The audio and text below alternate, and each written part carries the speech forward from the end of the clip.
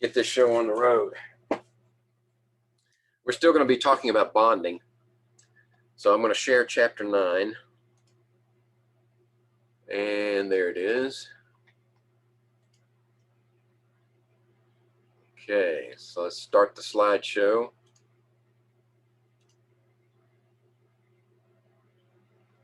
Come on. There we go. Now, let's see. What shall I do? Let me do that over there. I don't need both of these up. Minimize that one. There's another joiner. Ah, Galen. Good deal. So 1, 2, 3, 4, 5, 6, 7. Yep. Okay, so we're missing 1, 2, 3 people. All right. So we're going to continue with our discussion of bonding. And we've sort of been progressing historically. The earliest bonding theories that we covered were useful up to a point, but they had their shortcomings and had to be tweaked several times to make them fit the facts. And we're going to, at the beginning of this chapter, we're going to introduce another tweak that's still valid as long as you restrict its usage. And then we're going to move into the current theory concerning bonding, covalent bonding.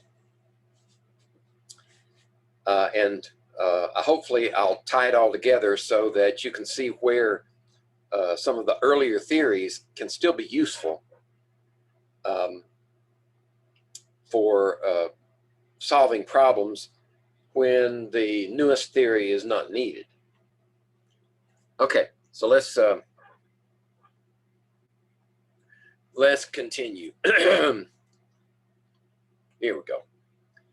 So with our valence bond theory and the localized electron model that goes with it, along with the VSEPR model that's part of that whole, that's tied to the valence bond theory. We have this one problem that tends to crop up. And the best illustration for that is to look at methane, CH4.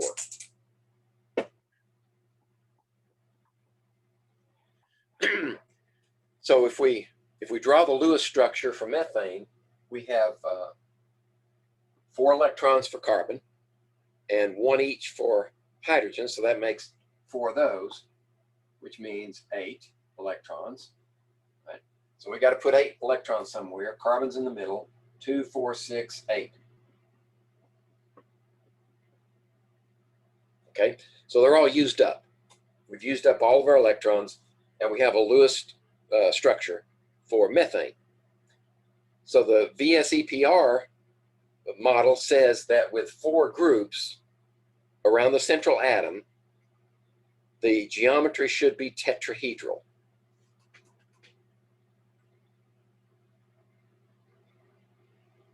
Like that.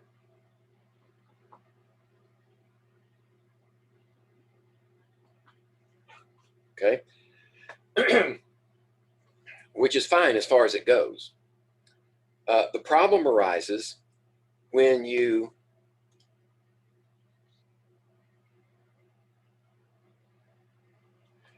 try to explain this bonding in terms of the atomic orbitals that are available. Right? Hydrogen, of course, only has the 1s orbital with 1 electron in it. Okay, and remember, the valence bond theory is based upon localized electron density around atoms and then some density in the shared bond. So we have to overlap atomic orbitals to make the bonds. Okay, so what's the structure for carbon? Well, carbon is, well, carbon has how many valence electrons? 4. 4 valence electrons.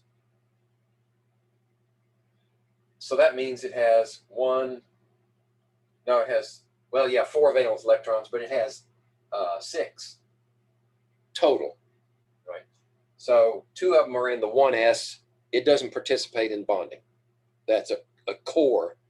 Those are core electrons. But we have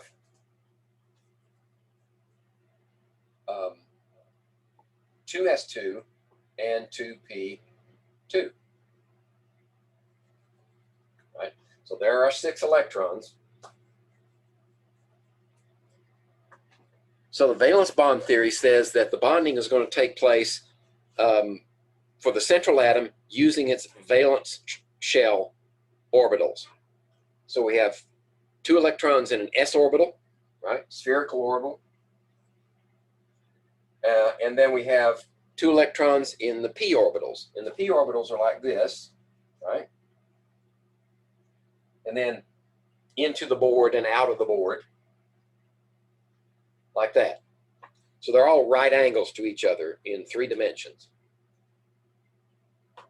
The problem is when you try to bond hydrogen with those, you can't get a tetrahedral shape, right? Because what are the bond angles for a tetrahedron? 109.5 degrees. Bond angles. But the bond angles in here for 3 of the hydrogens, right, would be 90 degrees. And then the other hydrogen would have to, you'd have to stick someplace because it would have to overlap with the s orbital. Okay, so there's the problem. We can't make the geometry work with the atomic orbitals that are available for carbon. And this is just one example. This problem crops up all over the periodic table and just plays havoc with the theory.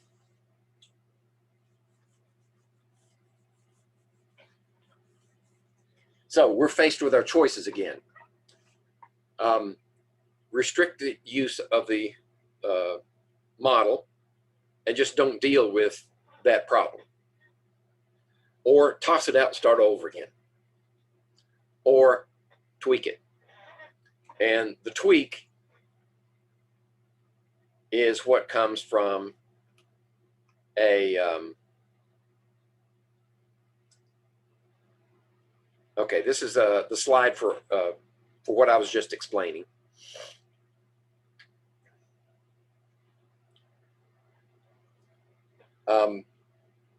The tweak comes from hybridization. The process of hybridization allows us to take the 2s orbital and the 3p orbitals and mix them together and make 4 equivalent orbitals, with each one pointing to the apex, the various corners of the tetrahedron, right? And that was, now why, we've been talking theory so far, right? But always in the back of your mind, you should hold on to the thought that every theory must be tested against experimental data. It has to agree with the data.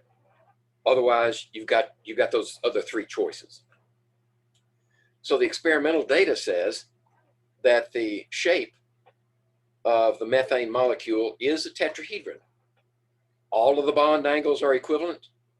All the bond lengths are equivalent. Right? So we have to have 4 equivalent bonding orbitals. Right, now we go ahead with the solution, hybridization. So what do you do with hybridization? Well, Linus Pauling introduced the concept in 1931 and it was picked up and modified and perfected by other chemists subsequent to that introduction. And what we end up with, for at least in this case, is a hybrid orbital that we designate as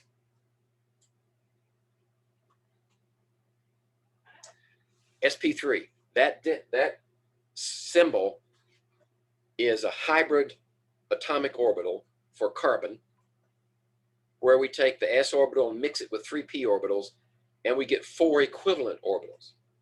So whenever you have a tetrahedron requirement, you're going to have to mix an s and 3 p's to get the tetrahedron out of it. Okay?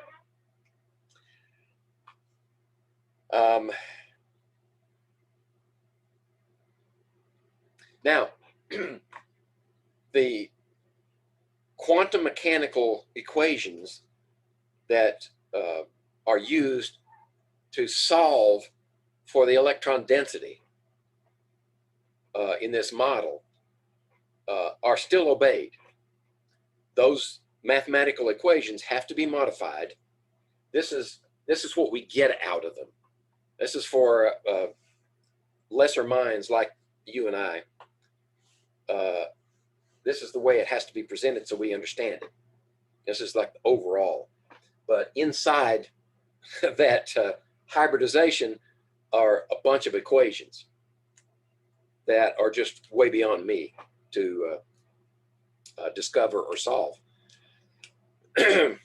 So I just wanted to make that point. We're not disobeying any of the quantum mechanical equations. They are being tweaked as well to make this work. Okay, so if you need a tetrahedron, you have to hybridize 1s and 3p's, and that could be in the second period. It could be in the third period. Could even be in the fourth period. It gets a little messier down here, but at least up there, sp3 hybridization gives you a tetrahedron, and that's around the central atom. So I'll say it again. If you have a molecule that's more complicated and has several geometric centers, then you may have different hybridizations for each one of the central atoms in that chain or in the arrangement in the molecule. Okay, so this is what the energy diagram says happens, and the equations say happens to the energy levels for the sp3 hybridized orbital relative to the atomic orbitals from which it is derived. The s, of course, energy is going to be down here. The p's are going to be up here. And when you hybridize them, the hybrid orbitals are somewhere in between. And since we have 3 p's and only 1 s, the character, both the shape and the energy, is going to be closer to the p's. So sp3 is going to have a higher energy than you would expect if you just took a simple arithmetic average. Okay, and this is an artist representation. We start out with the atomic orbitals, and these are the sp3 hybridized orbitals. Now, when you hybridize orbitals, the number of hybrid orbitals you get out on the output side have to equal the number that go in. Right? So we have 1s, 3 p's. That means we have 4 sp3s. And that gives you your tetrahedral shape. Okay. Now, of course, you don't have to hybridize hydrogen because it only has 1 electron and 1 orbital to play with anyway. Okay, how about the ammonia molecule? Let's take that as an example and see if it works, right? It works for carbon. Does it work for ammonia? Because ammonia is formed, the central atom is nitrogen to the right of carbon. So it has an S, let's see. Yeah, an S and 3 p electrons in it. Actually, 2 S's and 3 p's. So how does it deal with the, we're going to use ammonia. So we write the Lewis structure. And let's see, in the interest of time, we write the Lewis structure, then we say, what's the arrangement using VSEPR, the electronic arrangement, and the electronic geometry from the VSEPR is what determines the hybridization. So then you figure out how many hybrid orbitals you need to satisfy VSEPR and form them. Okay, so here's your ammonia. There's your Lewis dot structure, right? We have 2, 4, 6, 8. Nitrogen has its octet, hydrogens have their duets, and we had 1, 2, 3 electrons from hydrogen, and then 5 from nitrogen, which makes 8, and we only need 6 of them to complete the bonds. That means we have 2 left over. So we have these 2 out here. And the VSEPR says that's 4 groups, 1, 2, 3, 4. We need a tetrahedral structure also here. So nitrogen, like carbon before, must hybridize 1s and 3 p's to give you an sp3 hybridization, 4 orbitals. 3 of them are used for the hydrogens, for the molecular geometry, which will end up being trigonal pyramid. And then the other sp3 orbital holds the 2 lone pairs. Okay, that's what that says. So this is the artist's representation. You have your hydrogens here, and then at the apex of the tetrahedron, you have the lone pairs in this other sp3 hybridized orbital that's not being used for bonding. And of course, the bond angles we would have predicted be 109.5 degrees. But since this orbital with its lone pairs tends to balloon, it's not confined by a bond or by another atom on the other side, then it tends to balloon and it squishes the hydrogens down, so the orbitals, the bond angle is going to be somewhat less than 109.5. Okay, let's take a little more complicated structure. C2H4 is ethylene. So what's the shape of ethylene? Well, we have to draw the Lewis structure, correct? C2H4. So we have 2 times 4 valence electrons is 8, and then 4, which equals 12 electrons.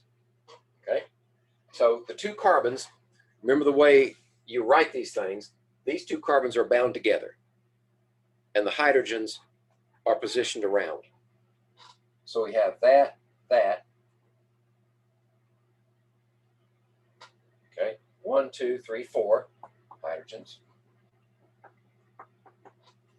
So we have 2, 4, 6, 8, 10. We've used up 10 electrons. 2 electrons to go. So where do we put them? We can't put them on hydrogen, so they have to go on one of the carbons. Okay, now we need to make an octet. So an octet, the easiest way to make an octet for both carbons is to use that lone pair and make another bond. So we make a double bond between the carbon and the 2 carbons. And that gives you 2, 4, 6, 8, 2, 4, 6, 8. The octet is complete. So the shape of the molecule around each of the carbons is identical because you have 1, 2, 3 groups around this carbon, 1, 2, 3 groups around that carbon. They're both trigonal planar.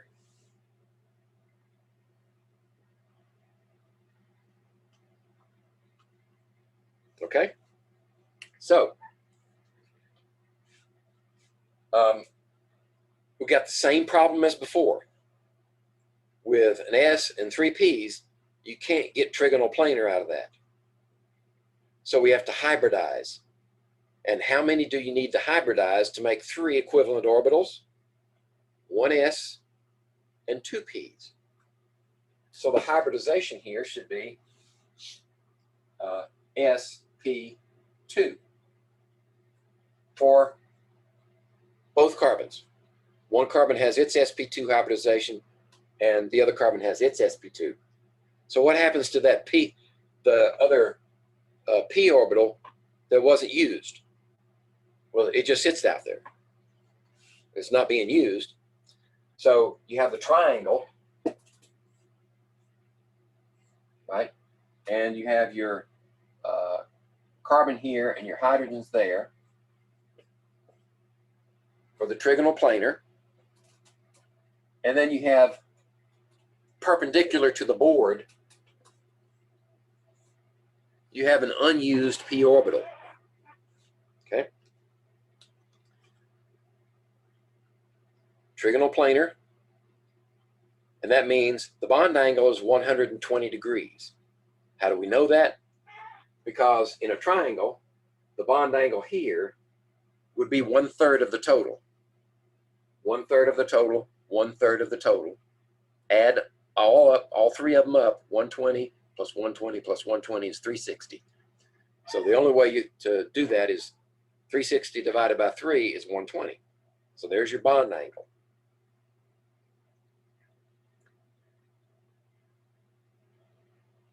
Can't use sp3, like I said before, because that gives you tetrahedral. Can't use that. So we need to hybridize 2 Ps, 1 S's to give us sp2 hybridization, which is trigonal planar, and then an extra p orbital that's not used. Now, we say it's not used, but what actually happens to those p orbitals? Well, when we get to a discussion of pi bonding, then I'll show you what happens to that unused p orbital. First, we need to define our bonds. We've got special names for the bonds, these single bonds that are on the axis between atoms. Those are always called sigma. And the most of the electron density is on that axis between the atoms. You can only have 1 sigma bond between 2 atoms. There's only room for 1. But you can also have electron density on the periphery, like that, either in the plane of the board or perpendicular to the board. And those are called pi bonds. The pi bonds are formed from overlapping p orbitals.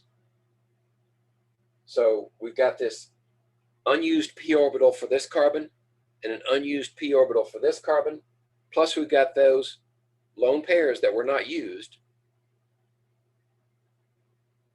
and they form that the double bond. The second bond in the double bond is a pi bond, and it's formed by overlapping those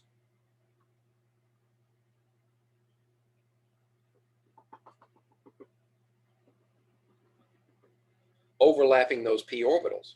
Okay, so we say they were unused, but they were actually used to form the double bond. Now, you can only have 1 sigma bond between 2 atoms, but you can have up to 2 pi bonds, 1 in this plane and 1 in that plane. So what does the hybridization look like? Well, this unused 2p orbital has the same energy as the parent, right?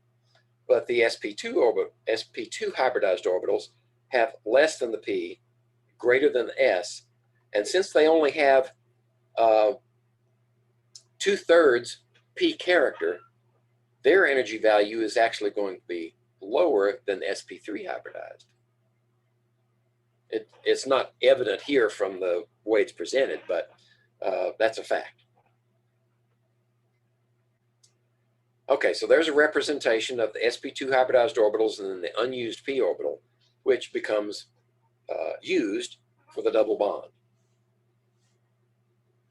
And that's what they look like, equally spaced around the center, and then the unused orbital is above and below the plane. Okay, and this illustrates the overlap of these p orbitals to give you the pi bond. My guess is that somebody said we need to give it a name, right? We give it sigma because sigma is the Greek letter for S,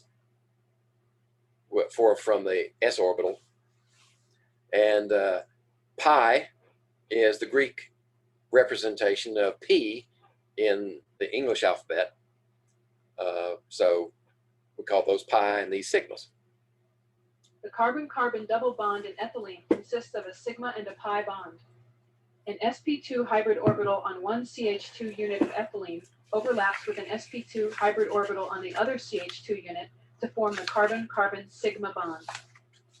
Now we use a side-on view to show how the remaining unhybridized p orbitals on each CH2 unit overlap to form the carbon-carbon pi bond. Okay. So that lady said it a whole lot quicker than me, which is not unusual. Par for the course.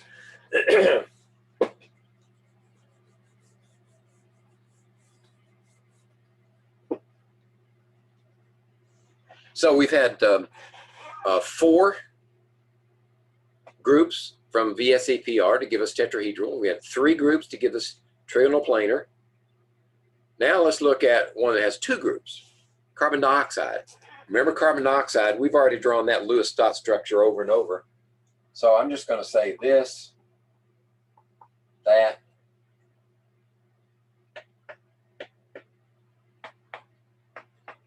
there. That's the carbon dioxide Lewis dot structure. You can check it out for yourself. You'll see that the octets are met. And we have minimized the formal charge. So the shape is linear because we have 2 groups around the central atom. Bond angles, of course, would be 180 degrees. Right? If carbon is at the apex, or the, is that what they call it in geometry? The apex of the angle, then the angle from here to here is 180 degrees. That's what we mean by bond angle. Okay, so how do you get linear out of those orbitals? We're still going to have to hybridize, but you only need 2, right? You only need 2, so you need 1 S and 1 P. So we have SP hybridization. Right? That gives us 2 SPs because you have the same numbers went in, 1 S went in, 1 P went in, so you have 2 SPs come out. 1 goes for this one, 1 goes for that one. But how many unused p orbitals does that leave you? It leaves you 2 unused p orbitals. You have, let's see, 1 in that plane and 1 in this plane, right? How about oxygen? Well, oxygen has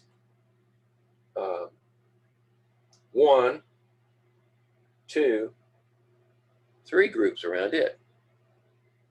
So oxygen is sp2 hybridized.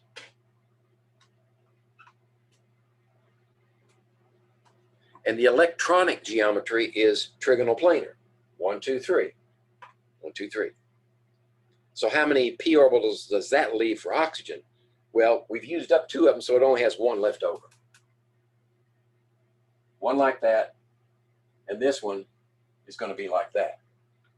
That's so this one can overlap with that one, and this one can overlap with this one, like that. And that gives you a sigma, and a pi, and a pi. That's what the energy diagram looks like. You've got these two P's that were unused, and we're still talking about just carbon for this energy diagram. And the sp hybridized orbitals have 50% character of S and 50% P, so it's going to be, their energy level is going to be midway between the P's and the S's from which they were formed. Okay, there you go. Artist representation. And here's the overlap. It doesn't say that oxygen is sp2 hybridized, but believe me, it is. Whenever you see only one unused p orbital, that means the other two have to be hybridized. And you get the overlap there, you get the overlap here and here, and you have 2 sigmas, 2 pi's. It's another way of looking at it, right? See, the sp2 hybridization of oxygen makes it trigonal planar electronically. And this oxygen is trigonal planar, but it's right angle to the other one. Now let's look at dinitrogen. Right? We've hybridized sp3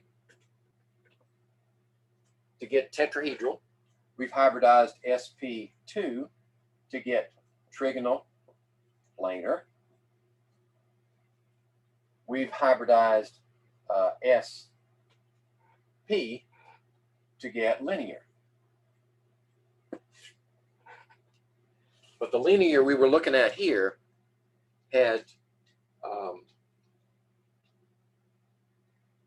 2 unused p orbitals that were split, one to one side, one to the other. Nitrogen is an example where you have,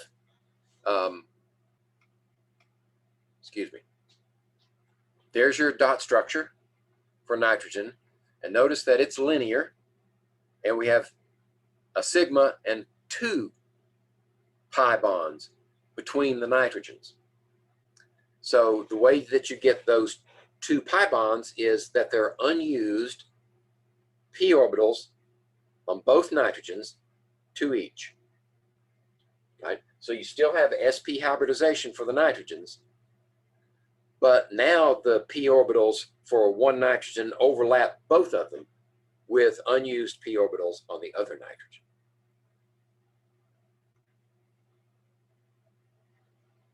Right? And you do that by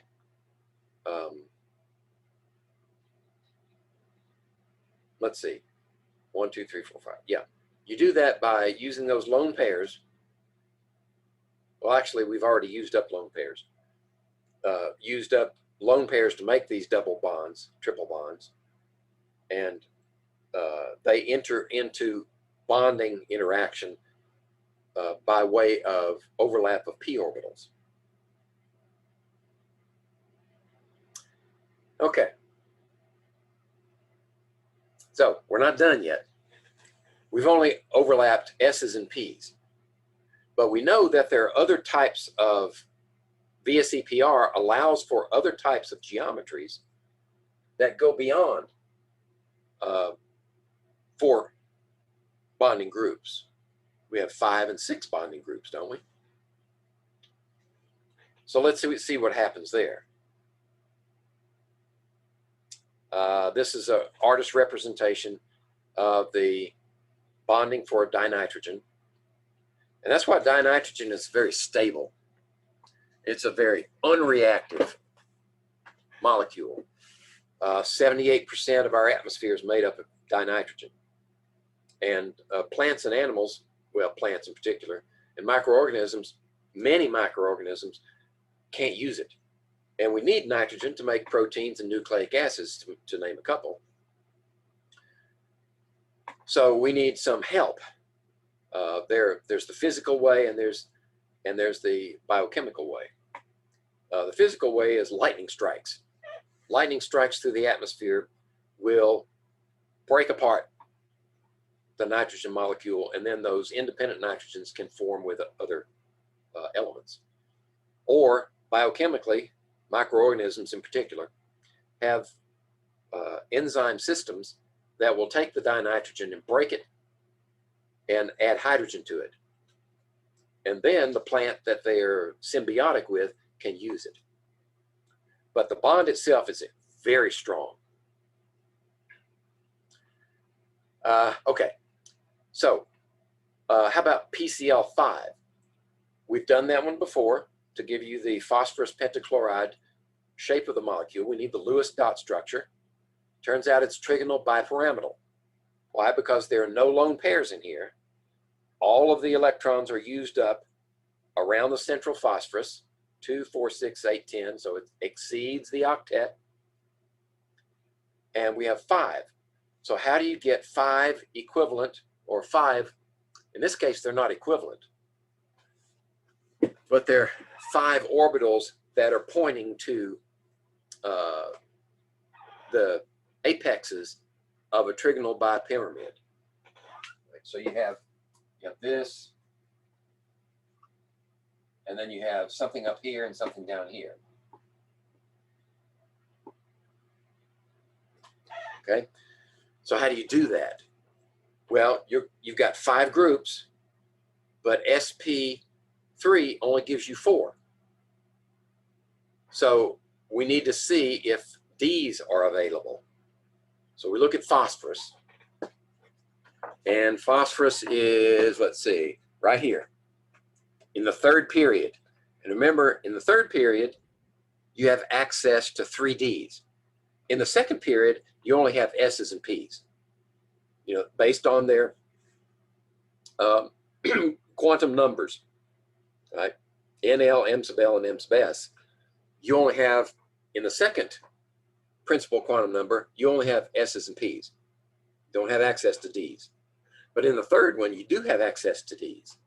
So phosphorus can access one of those D's. Then the hybridization for that one is DsP3. And that's a trigonal bipyramid.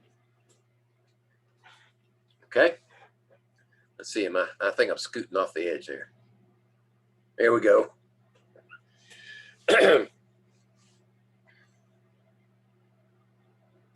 And what you have is a mix of angles. You have 90 degrees between anything on the central triangle and the apex. That's 90-degree angle. And then you have 120-degree angles between occupants of the points of the equilateral triangle. But the other one that's left out, I think, is the angle between this one and that one, which is 180 degrees. So you actually have 3 angles here. Okay, so DsP3 hybridization gives you 5 bonding hybridized orbitals. That's what it looks like. Of course, chlorine doesn't have to hybridize, right? Because it has, it only needs to make 1 bond, 1 sigma bond with phosphorus. So you don't hybridize unless you have to. That's the moral of that story. How about xenon tetrafluoride? Well, xenon tetrafluoride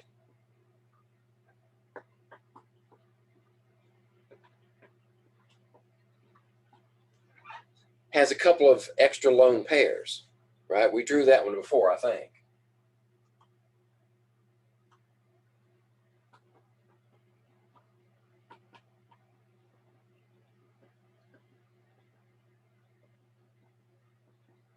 Okay.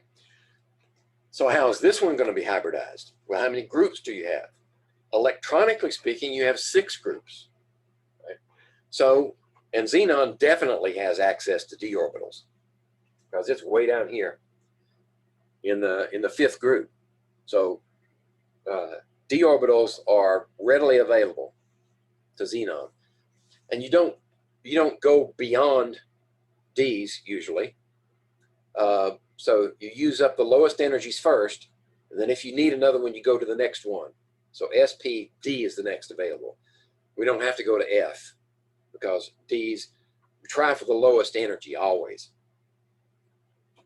So D2, SP3 is octahedral. Okay, now, why do we put the Ds first, right? If we put them in order of energy, it's S, P, and D. So it's S, P3, D2. I don't know. Somebody decided it just sounded better, I guess, with DSP, D2SP3. And that way it gives you octahedral. And these fluorides are in the square planar. And then the apexes are these lone pairs, right? So you have bond angles there of 90 degrees on the square plane and 90 degrees with the apex of the octahedron. And then, of course, the one that's left out probably. Oh, I did make the correction here. We do have 180 degrees between those lone pairs that are at the apexes.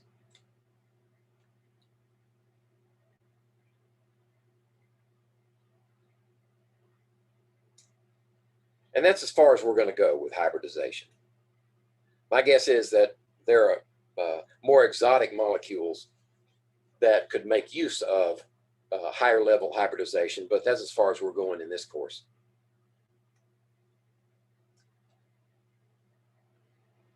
Okay. So, checking our concept, let me see how far along we are. If I'm going to have to bleed over into, what is this? Thursday, bleed over into Tuesday. Yeah, I might have to. Okay, so I'll go as far as I can, and then we'll finish up on Tuesday. Or I could just keep going after the class is over. We'll see how close we get to the end. Okay, so that's as far as the hybridization goes. Now let's look at this hydrogen cyanide and see how it could be possibly, how its hybridization is required. So if we have this compound, that's a real compound, so anything we say about it has to agree with reality. The Lewis dot structure will have 1 electron there, 4 there, and 5 there. So that's 10 electrons. Carbon in the middle, nitrogen, hydrogen, 2, 4. So we got to put 6 electrons. So we start from the outside, hydrogen can't take anymore. So we put 6 here. Then we make our octet. The best way to make an octet here for carbon, because nitrogen's already got one, is to take 2 of those pair, a pair here and a pair there, and make pi bonds out of them. Right. So we have a triple bond and 1 lone pair sticking out here. So that carbon has 2 groups, which makes it linear, which means sp hybridization. Now you can say the same thing, and that's 1 sigma bond. You never have more than 1, but 2 pi bonds. Okay. So how about nitrogen? Well, it's got 2 groups. So it's going to be sp hybridized as well. And that means it has 2 unused p orbitals to match up with the unused p orbitals on carbon. They overlap and make the 2 pi bonds.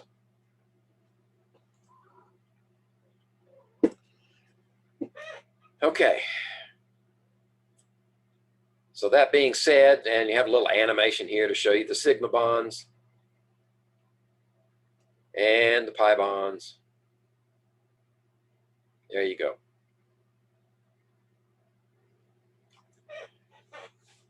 All right. So these are some other potential problems. Let's see. We've already done ammonia. We've done carbon dioxide. We've done a xenon tetrafluoride. Krypton tetrafluoride should be similar, right? So we don't need to do that one again. So let's focus on SO2 and iodine pentachloride. So sulfur dioxide. Sulfur has 6 valence electrons. Oxygen has 6 as well. They're in the same family, same group, but there are 2 of them. So that's 12, 18. Okay. So we need sulfur in the middle.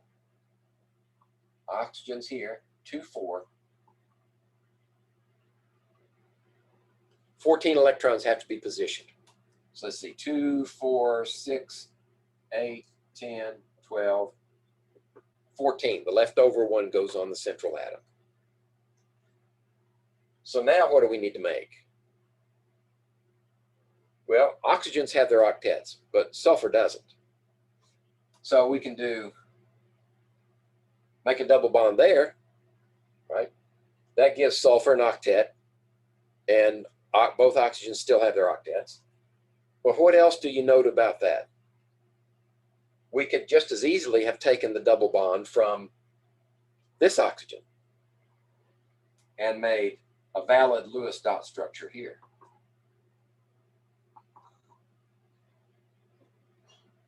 Right? So now what are we talking about? We're talking about resonance. Resonance is the tweak to the valence bond theory that gives us both of those structures. But does it change the hybridization on sulfur? No, it doesn't. Because we still have 1, 2, 3 electron groups, right? Don't forget the lone pair, which means trigonal planar, which means sulfur has to be sp2 hybridized. Okay? Which means what? The bond angles would be 120 degrees. There we go, sp2, 120 degrees. We've done that one already for xenon. Wait a minute, I'm sorry. That's not xenon tetrafluoride, it's xenon difluoride. So I gave that one away. So let's work backwards, right? Try to make some lemonade here. Krypton difluoride, if we say that the hybridization is dsp3, what does that mean about the electronic geometry for this molecule? There are 3, 4, 5.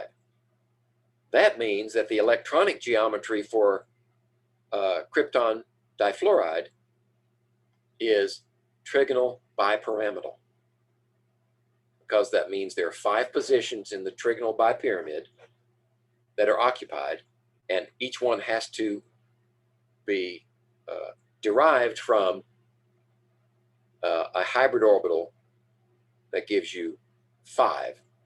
So dsp3 is the way. What's the shape of the molecule? Well, there are only 2 fluorides attached to krypton, excuse me.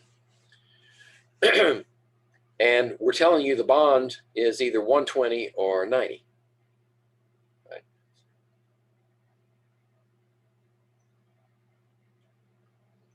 So what does that mean? Well, 120, I'm not sure where they got the 90 degrees. Because these 2 fluorines, I would expect those 2 fluorines to be at the apexes and the lone pairs to be in the middle.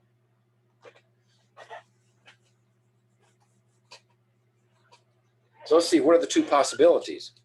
Well, you could have this one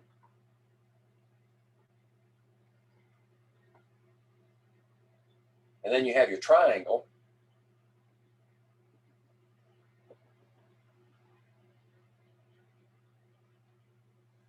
Right?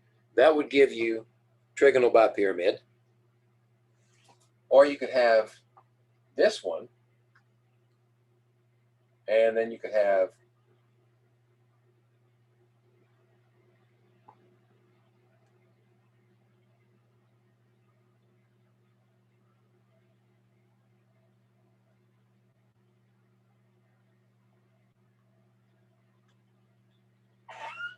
like that, with the fluorines on the plane, with the triangular plane.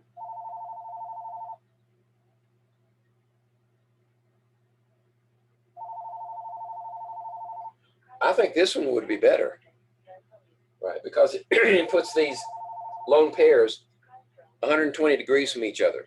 And lone pairs tend to balloon more than bonding pairs, so they need more room. But with this one, you've got these two at only 90 degrees, and these two at only 90 degrees. So that calls into, there's more repulsive force there because they're closer together. So I think this should be a linear molecular structure, which means the bonding angle would be 180 degrees. And that would appear to me to be an error.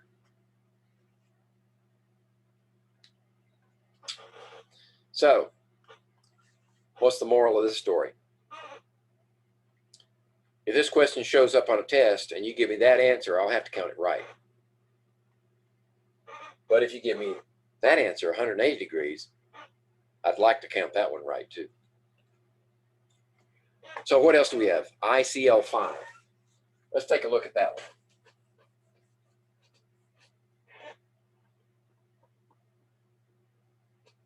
Okay, we have 6 halogens.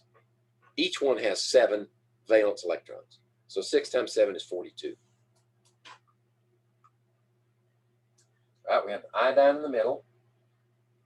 We have 1, 2, 3, 4, 5.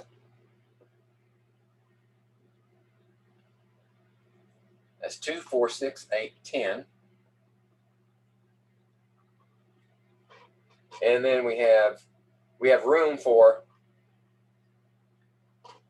6 pairs around each one of these. So 5 times 6 is 30. That means we have 2 electrons left over.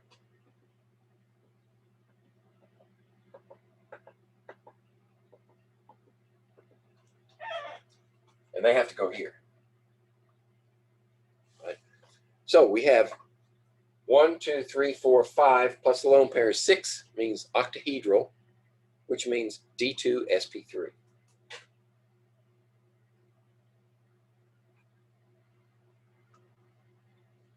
Octahedral shape. Okay, so where would that lone pair go? My guess is that it would go at one of the apexes of the octahedron. That means that the molecular structure would be a square-based pyramid. So there's carbon dioxide, there's ICL. Okay, D2sp3. Okay, we got that one right. And then bond angles would be 90 degrees on the square, with 1 chlorine off on 1 apex, still 90 degrees. 180, I'm not too sure about, unless you put chlorines at the apex and 1 lone pair on the at one of the squares, one of the corners of the squares. That's possible.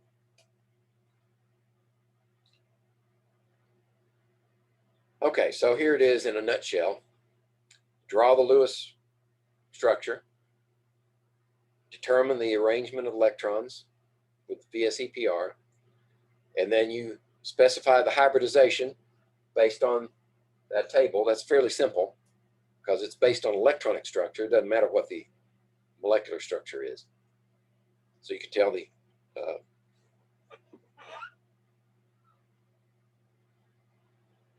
You can tell the association of hybridization to electronic structure.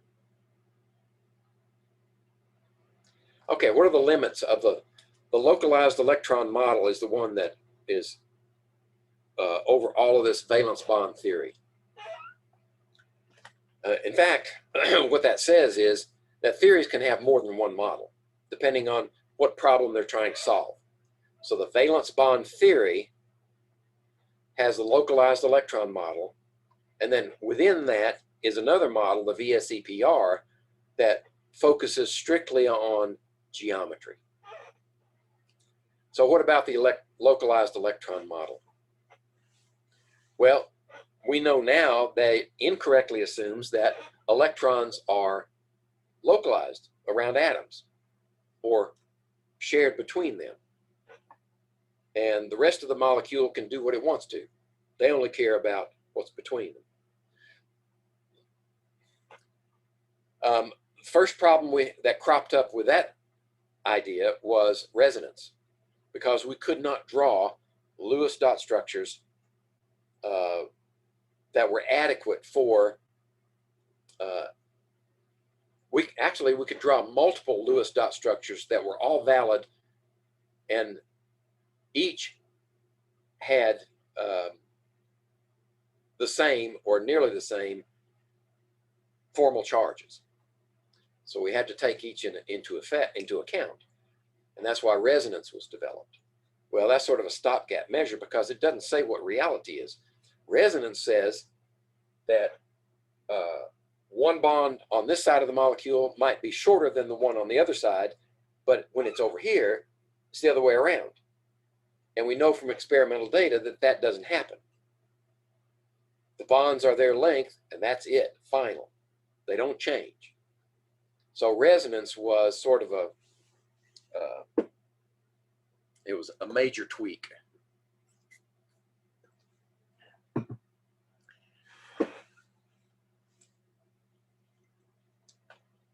So, and the localized electron model also doesn't effectively deal with molecules that contain unpaired electrons.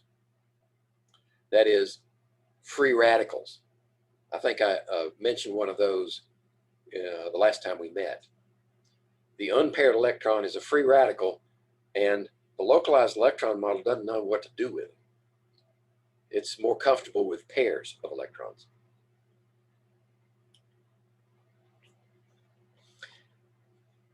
And we can only do qualitative or at best semi-quantitative problem solving with the localized electron model in terms of bond energies. We can say that the single bond is a lower energy than the double bond, which is a lower energy than the triple bond within the localized electron model, but we can't say anything about the quantitative values for those using this model.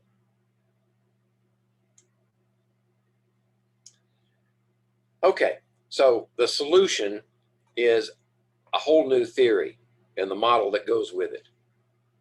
The molecular orbital model is the current best theory and model for how molecules bond together into their respective arrangements and groups. So what does that mean? Well, the short definition, if you can think of this as short, is that the molecule is regarded as a collection of nuclei and electrons. It's like they're separate. And then they come together to make the bond, or the bonds that hold the molecule together. So no one atom or nucleus has dibs on any of the electrons. They are truly shared with the entire molecule. And they occupy orbitals, though, that are derived from the atomic orbitals.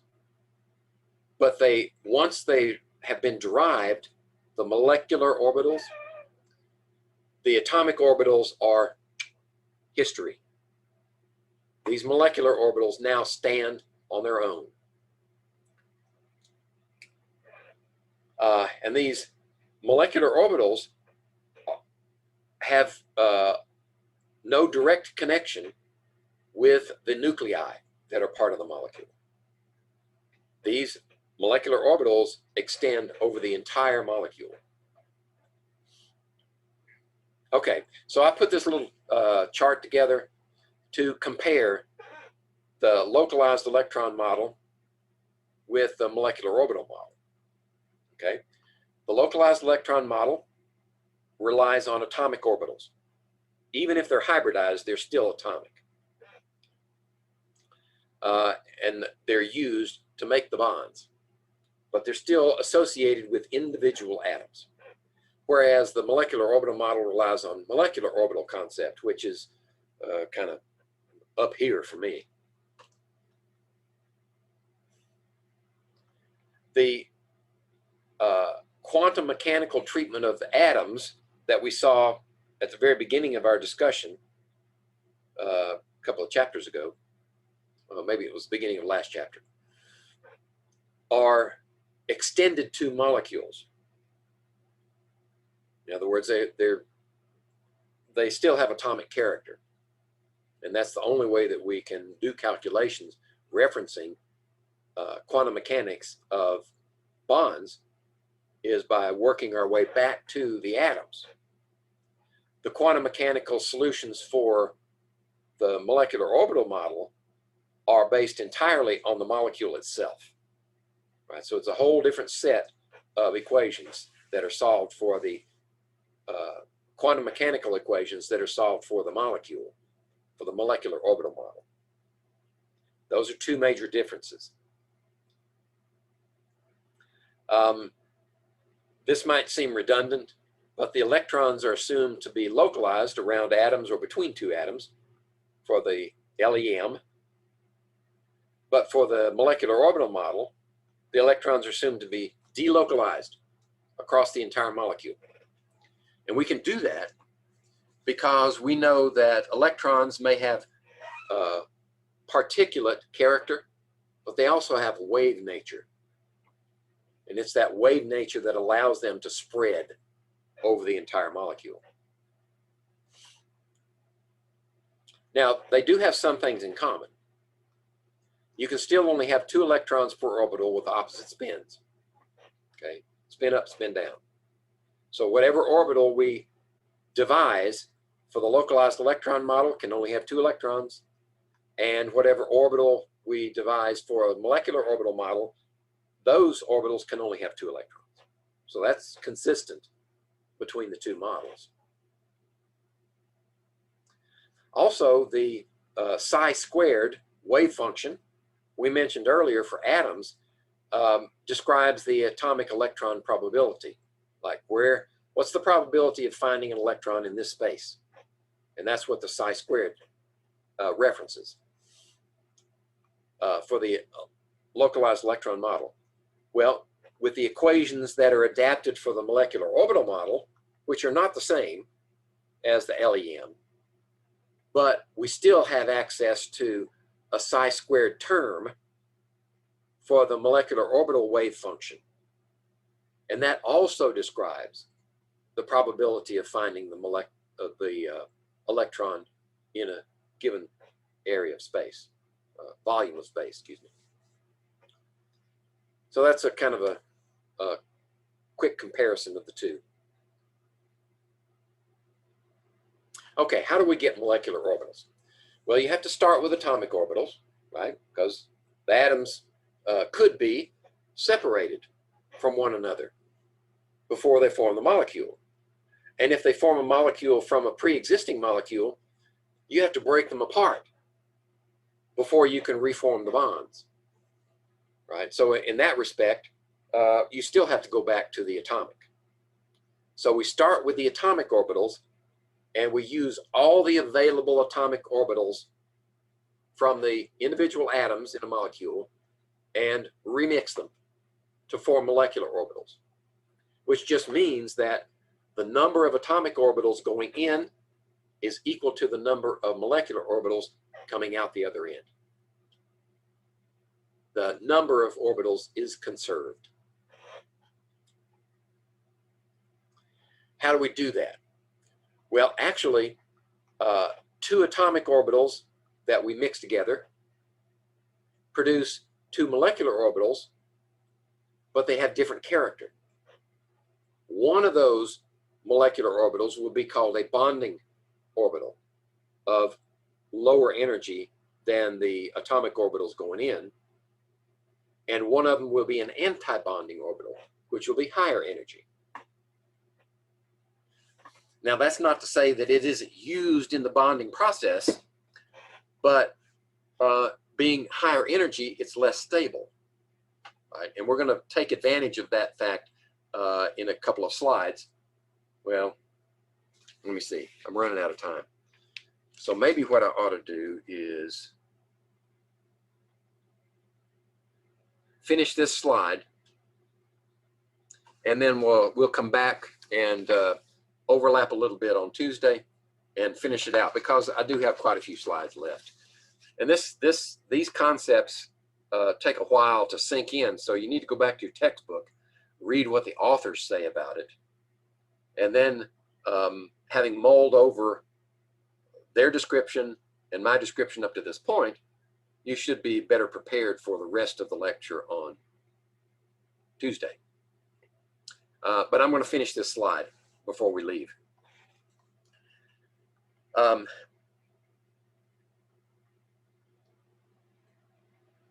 So if the probability in the molecular orbitals centers on axis between the atoms, we call that a sigma molecular orbital, right? So that's common to the localized electron model and the molecular orbital model. That one bond on axis is a sigma bond, but there is also a sigma anti-bonding orbital, right? I didn't mention that one here, but that sigma, and they're on axis also. So they would be, say you had, I don't know, 2 carbons. Right. Then you would have a sigma orbital here, but you would have a sigma anti-bonding orbital with more probability outside of that, of the bond. So the sigma is predicts electron density between the atoms, and anti-bonding predicts electron density outside the atoms. But it's still on axis. And then, of course, we have pi bonding orbitals, which would be like this.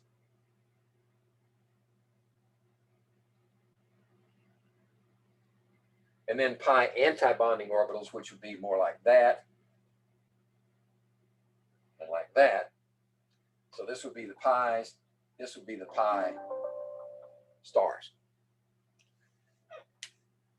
Okay.